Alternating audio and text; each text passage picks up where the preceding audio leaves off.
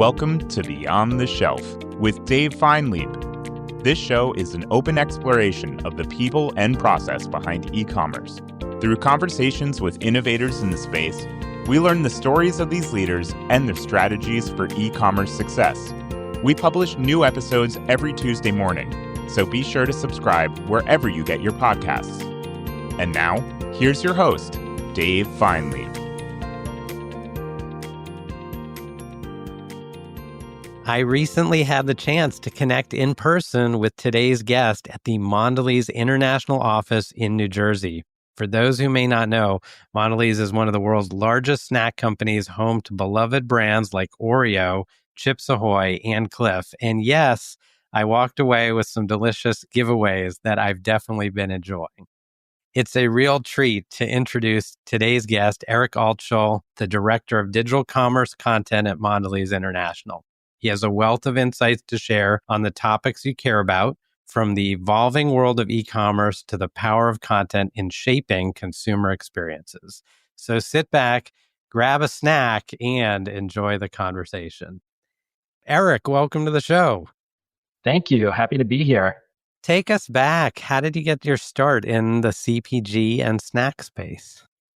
Well, so I was a career switcher. I've been with Mondelēz for a little over 10 years at this point, but required going back to business school to make a transition because I had been in something totally unrelated within commercial real estate sales.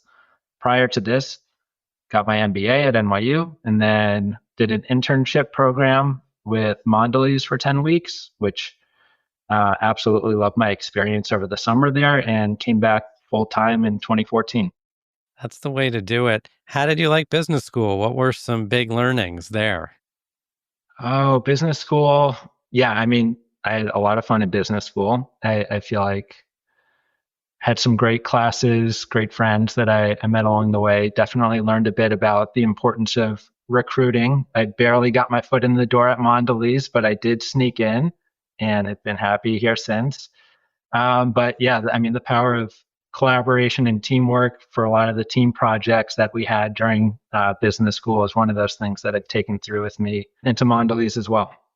And what a great way to do the internship and then stay with the company. So that's a wonderful story. You've been in the space now for some 10 years. And what are you seeing in terms of how brands and CPGs in particular are organizing and preparing for commerce marketing today that's maybe a little bit different than when you started in the space? Yeah, when I started in the space, e-commerce as its own thing was really not a thing.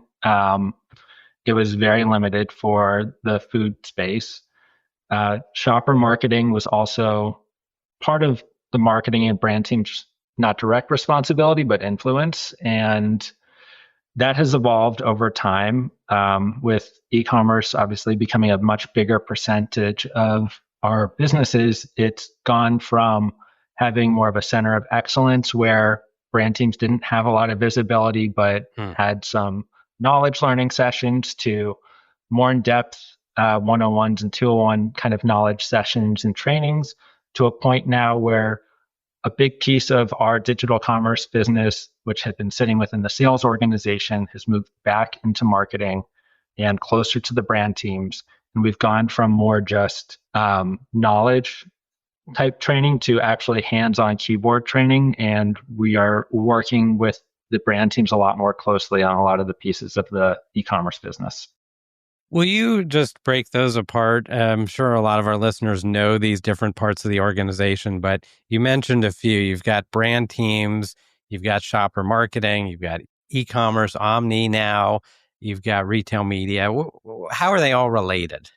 Well, everyone is working towards the same objective. And for us, winning share is always at the top. We want to make sure that we are growing our business, but that we're also growing at a faster rate than all of our peers and our competitors. Yeah. So we're all focused towards the same set of objectives. And it's really the brand team that initiates and starts the overall brand strategy at an individual brand level. But then you also have the sales teams who are planning around at the customer level on how to build a growth strategy that supports their customers. Because at the end of the day, we win when our customers are winning with us. So we want to make sure that we're building plans that are supporting the category growth as well. But when it comes down to it, we have the brand teams that are responsible, and think of them as our marketers who are building the growth plans and largely executing the above the line growth plans, anywhere from forecasting, hands-on, and managing the business, working with our consumer insights team,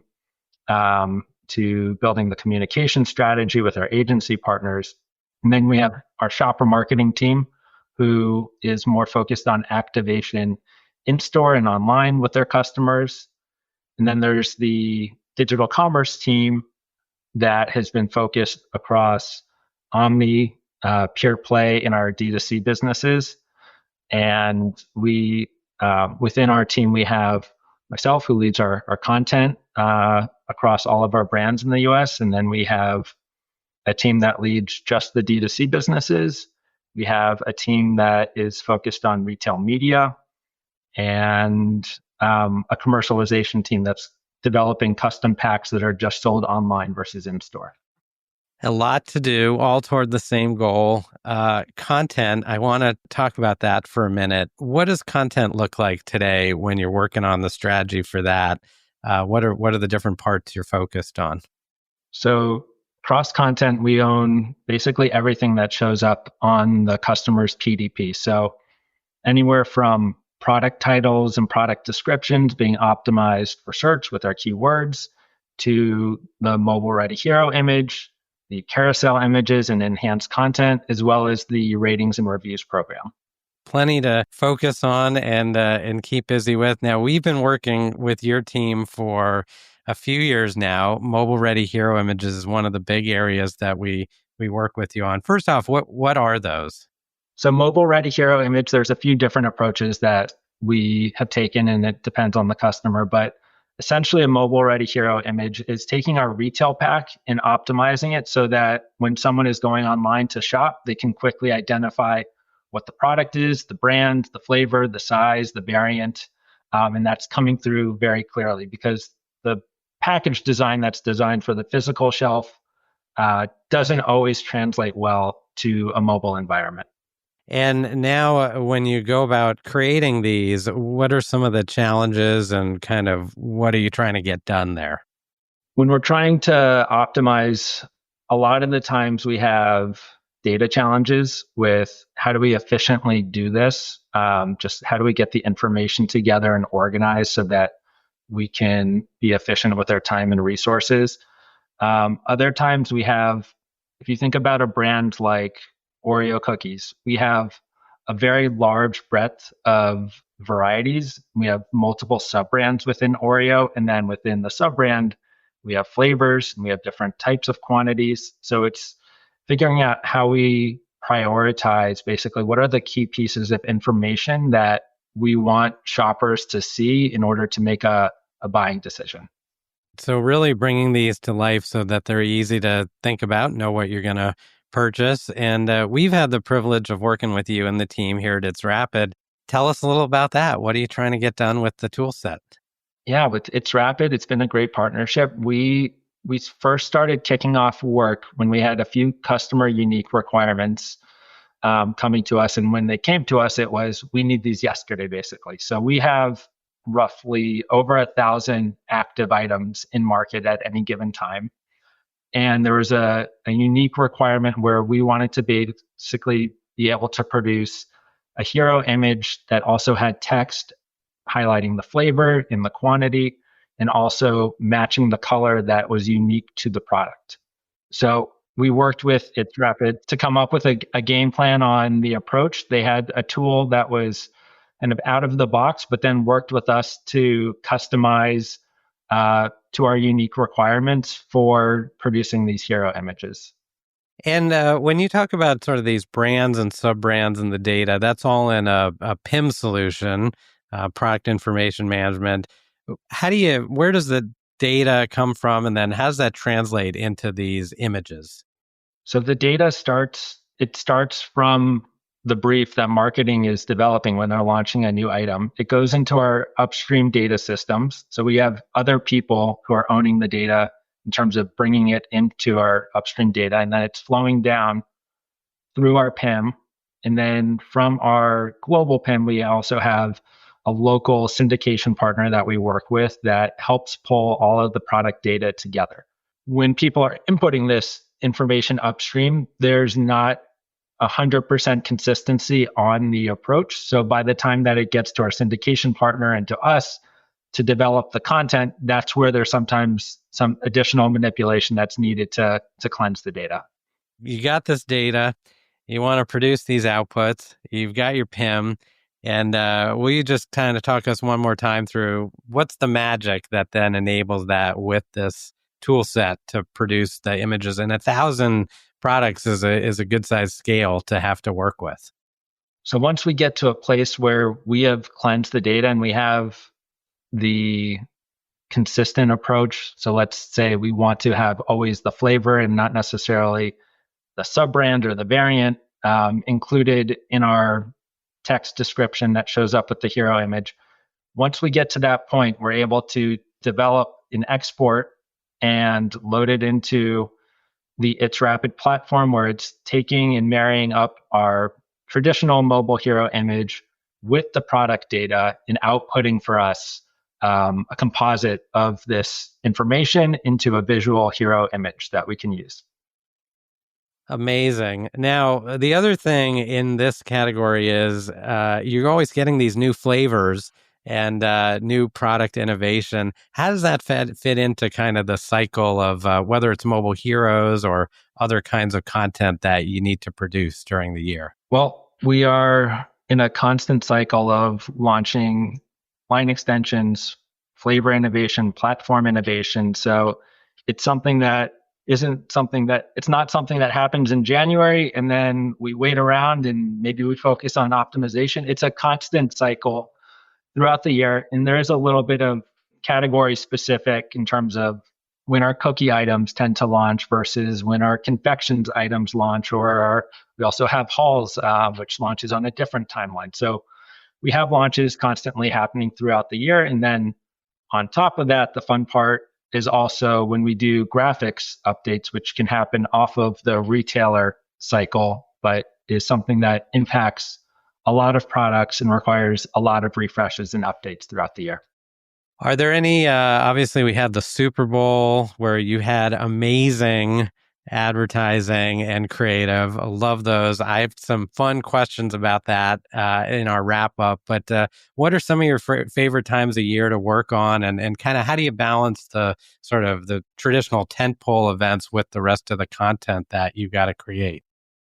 I mean, for me, most of our exciting like big bet launches are happening at the beginning of the year. So it's exciting because at any given time, I'm thinking like right now we're in 25 execution, but we're starting to think about 26 and 27. As we get to the end of the year, I'm living in multiple years. So it's exciting when we see this actually show up on the physical and the digital shelf. But it happens throughout the year. I wouldn't say that there's necessarily a favorite time, but I mean, you have the March timeframe, which is big for us. But then when we get into our seasonal business, having and seeing our candy and innovation products show up when you go trick-or-treating is another one of those fun places where you just run into the work that you're doing during the year. I love it. This is great and such a great product lineup.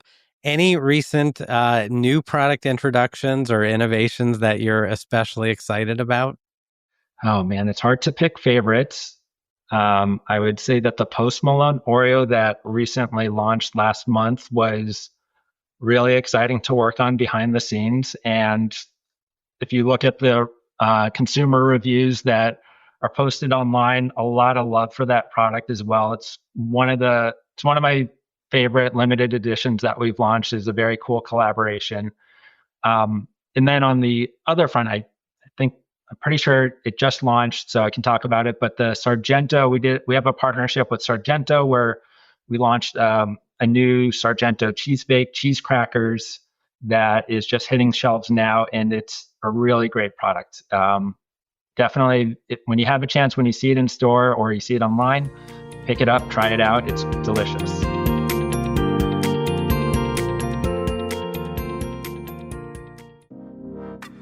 This episode of Beyond the Shelf is brought to you by It's Rapid. It's Rapid is the platform Pepsi, Mondelēz, Instacart, and hundreds of other leading brands and retailers use to build personalized content at scale. Whether that's images, videos, or product descriptions for their product detail pages, shoppable videos or banners for their digital ad campaigns, or sell sheets for sales enablement, brands that use It's Rapid are able to produce high-quality, on-brand content on average more than 80% faster than category competitors. To find out more, please visit itsrapid.ai.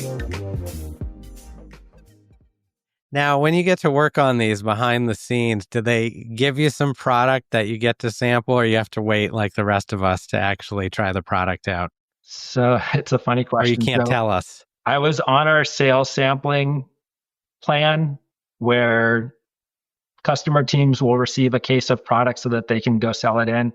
I asked to be on it so that we can take pictures of our product early on, but they literally send you a whole case of this product, and we launch dozens of products. So I started to accumulate a whole stockpile of inventory in my small office here. So I pulled myself off of this list basically to help myself. But we do sometimes get access to some of the samples in the office ahead of time, and it's one of the exciting parts about working in this. That's awesome. That's a fun part of the business. I want to zoom out a little bit, talk about digital shelf, omni. Will you tell us, we talked about kind of how the org structure is changing. We also talked to us about, how do you focus on in-store, what's online, keeping those consistent, and where does that play into your content strategy? Well, we're always looking at, again, share as one of those guiding principles for how are we doing. So we will look at how is our share performing in store, how is it doing online, and we try to identify focus areas based off of if we're doing really well in store or we're doing a little bit better in store, but online is lagging. That tells us that there's something that we need to fix. Content is not always the fix, but it can often be part of the solution. So that's where we look to identify some of the opportunities. So right now, some of our focus is identifying keywords in SEO and ways to improve there, which can involve more customization and nuance at a retailer level to make sure that our content is flowing through. But we also have some broader work streams underway to just improve the overall quality of our content as well. As we think about things like video content, over the last couple of years, we've moved from only having a few videos to then let's find videos that exist for our brands that might be more like campaign oriented to let's get product focused videos that are more hard hitting and really helping shoppers understand what the product is. And we've been getting to a really good spot in there, but there's always more room for opportunity. So as you look ahead, you mentioned sort of one of the exciting parts of the business is you're working in one year, but you're thinking about what's on deck for the next year. What is on deck? Are you thinking about more video, more types of content, or how does that fit into your planning? Yeah, I don't know that there's new types of content that I'm seeing. As I was saying before, with getting more customer specific, there's a need to get more efficient with our processes so that we can handle this because, as I said, we have over 1,000 items in market. Anytime we now create something that's custom for one retailer, that just creates 1,000 more pieces of content, basically, that you now need to manage. So we're always working on identifying ways to get more efficient with content development as one piece. And then in terms of focus areas, we've again gone from let's get enhanced content, let's get at least 5 images or whatever the KPI is for our product detail pages to how do we get those to look better? How do we get them to look more specific to the product? So it's the video, that's specific to the product. It's enhanced content modules that are uniquely fit for Golden Oreo instead of just Oreo more broadly. So it's those types of things that we're trying to go deeper on as we go through the year.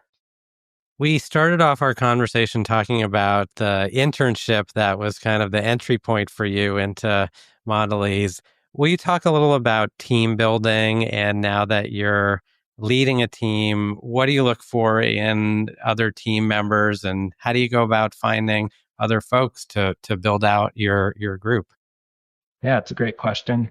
So my team operates in a remote environment. So that has been, something that we've continued to build on and figure out what the best way to keep everyone on the same page, keep everyone engaged and working towards the same set of goals. But ultimately, when I have a team, my goal is to work with them to develop the priorities. The role that I'm in now is also unique compared to some of my prior roles where I came in and I have a set of team members who are experts at what they do. So I had to do a lot of learning from them when I was getting up to speed. And now it's figuring out, okay, what are the barriers that I can help remove for them to do what they do? And how do I collaborate with them to identify our priorities for this year and for next year to really keep them motivated, but also for me to learn and to continue to develop as well. I love that. First of all, we love working with your team. So thank you for the opportunity. And second, this idea that you can learn from the team is just so powerful and great. And then hopefully we get to share some learnings, with the rest of the org and share back. So what a great note to kind of wrap on. Now, I have a few fun, lighthearted questions that we like to call the rapid rundown here at Beyond the Shelf. And by the way, I don't have the answers to all of these, so I'm going to have to put them in the show notes. But they're a good set. So first of all, as I mentioned, the Mondelēz commercials at the Super Bowl were amazing. What did you think of the new Ritz commercial that aired? Oh, I loved it. I thought we nailed it with the approach, working on hitting that taste appeal with the salty message and the talent that we were able to bring into that spot. I love the fact that it was in the first half of the game when we aired this because that game quickly got away and I'm sure viewership dropped off. But right. But yeah, I thought it was a great spot that we can continue to build off of. And if you see in the background here, I have a salty hat that's built off of that campaign. I love it. Part of the content and also great point on the timing. Also so important as part of doing it. And the other thing I like about the Mondelēz commercials is they're fun and this kind of, this nice lighthearted approach. And then, of course, as you mentioned, you get amazing talent and great products. So now savory snacks or sweet snacks? Tough one. I go towards savory for my own benefit, but I grew up as a Wheat Thins household. And then the first brand that I came into, I was on Triscuit. I've had an opportunity to go back to Wheat Thins on the brand side. So I'm going to have to side with savory on this one. All right, savory it is. This one may be challenging. What year did Cadbury, also a Mondelēz brand, create the chocolate egg? I don't know the answer to that. If you had asked me some of our other brands that are more US centric, would have known, but I'm going to throw out sometime in the 50s or 60s for that. But I can tell you, I don't know if we've changed the ad creative, but I have early childhood memories of seeing the same ad spot that works really well in the US that they rerun every year. And that's how you know Easter is coming. 100%. The thing about some of these brands and Cadbury and the chocolate egg in particular almost doesn't matter what year they were made in. They're just so classic and they're such a part of the like you said, part of celebrating and Easter and so on. So it's a great one. Which Mondelēz brand is best known as the breakfast biscuit? Oh, that's easy. That's Velveeta for us. Absolutely. I know those from the Mobile Heroes. I can picture them right now. So those are good ones. Here are a couple lighthearted yet more serious ones. The best career advice you've ever received. I feel like this is maybe more life advice, but it's kind of rooted in the power of kindness and empathy with people, just general appreciation for what they do and how you interact with them, and just being generous with your time and your understanding for for them, I just try to practice that, and it's helped. You work with a lot of cross-functional team members. Any given day, they're going through their own thing. They have their own set of motivations as well. And just developing relationships and partnerships starts with that. Biggest career lesson you've ever learned? I feel like that previous answer fits a little bit into that same space, but I would say just as a career lesson, as I've evolved, being able to tell clear, distinct story for what it is you're trying to get off the ground, right? Like a lot of the times you are leading your brand or your business, and it requires you being the advocate and getting other people to understand why you are trying to sell what you're selling. Yeah. And get people on board to support you. So having a very clear story and message and being able to storytell is super important. And and another piece of that is always bringing in the context to help people understand that story is also really important. Well, you are generous in spades with both your time and your wisdom. So thank you for that, and great advice there. Outside of work, if you get some downtime, what do you like to do? What are your hobbies? Oh, well, I have an almost 9-year-old and a 5-year-old. So son and daughter, they tend to take up most of my time, which I love doing. Love going to my son's taekwondo or my daughter's dance class. Random on the side thing is fixing up and restoring some furniture. So that's another fun side thing that I like to do on my free time. And yeah. Your best and biggest mentor? Well, if Wes is watching, who's my current manager, I'll say Wes. He was the person who onboarded me into the organization. So Wes is the senior director for the digital commerce team. So I report into Wes today. But when I came into the company, Wes onboarded me into the Triscuit brand. We have had a working relationship through when I was on our Sour Patch Kids business a number of years ago, and then came back into this role and have just learned a tremendous amount from him over the years. That is incredible. I am super pleased to hear that, and having those long-term relationships is just so important. And when you can have them, it's amazing the kind of the learnings and the work you can do. So that's a great one. Well, Eric, thank you so much, first of all, to you and the whole team at Mondelēz for taking your time with us, sharing your insights, and I hope you'll come back on to Beyond the Shelf. Oh, it's my pleasure. Had a great time. Thank you.